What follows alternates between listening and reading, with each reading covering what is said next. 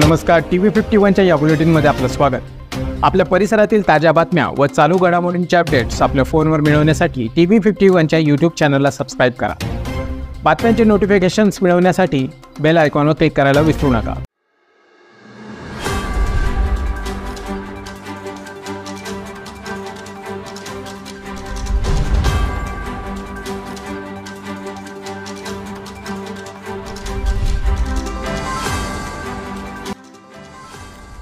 टायपिंगची परीक्षा देण्यासाठी मालेगावात आलेल्या विद्यार्थ्याचा रहस्यमय मृत्यू झाल्याने खळबळ उडाली आहे। 26 वर्षाच्या कुलदीप उर्फ बटू सुधाकर पाटील नावाच्या तरुणाचा मृतदेह आज मालेगावमधील छावणी पोलीस ठाण्यासमोरील एका बांधकामातील दुकानात कुजलेल्या अवस्थेत आढळून आला।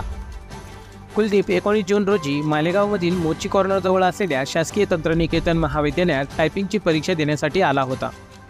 परीक्षा संपल्यानंतर त्याने टायपिंग इन्स्टिट्यूटच्या संचालकाशी संपर्क साधून पेपर चांगला गेल्याचे कळविले होते, असे त्याच्या नातेवाईकांनी सांगितले। मात्र त्यानंतर त्याचा फोन सतत बंद येत असल्याने आणि तो घरी न परतल्याने त्याच्या नातेवाईकांनी शोधाशोध सुरू केली, मात्र त्याचा कुठेही पत्ता लागला नाही।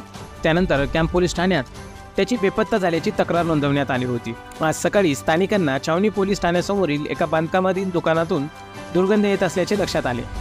तपासणी केल्यानंतर कुलदीपचा मृतदेह कुजलेल्या अवस्थेत दुकानातील पाईपाला लटकलेला आढळून आला। प्राथमिक तपासात त्याने शर्टाच्या सहाय्याने गळफास घेत आत्महत्या केल्याची शक्यता व्यक्त करण्यात आली आहे। मृतक कुलदीप हा चहार्डी तालुका चोपडा जिल्हा जळगाव येथील शिक्षक सुधाकर निंबा पाटील यांचा मुलगा होता। घटनेची माहिती मिळाल्यानंतर त्याचे नातेवाईक मालेगावला पोहोचले आणि मृतदेह शवविच्छेदनासाठी पाठवण्यात आला। सध्या या प्रकरणी तपास छावणी पोलीस करीत आहेत।